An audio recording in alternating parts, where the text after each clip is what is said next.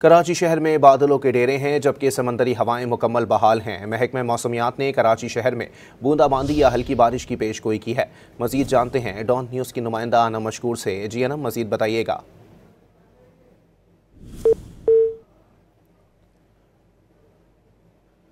आपको बताएं कि कराची शहर में बादलों के डेरे हैं जबकि समंदरी हवाएं बहाल हो चुकी हैं। महकमा मौसमियात ने कराची शहर में बूंदाबांदी या हल्की बारिश की पेशगोई की है।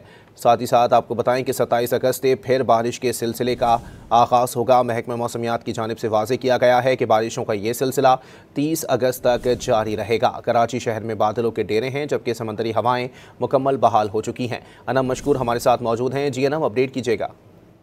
जी बिल्कुल, महकमा मौसमियात ने बताया है कि कराची में जो है समुद्री हवाएं मुकम्मल तौर पे बहाल हो चुकी हैं। इस वक्त जो दर्जा हरारत है कराची का वो 27.5 डिग्री सेंटीग्रेड बताया जा रहा है। और साथ साथ ये भी कहा जा रहा है कि हवा में जो नमी का तनासुब है तकरीबन 78% है। इस वक्त जुनूब मगरिब से हवाएं जो है वो चल रही हैं, ठंडी हवाएं हैं।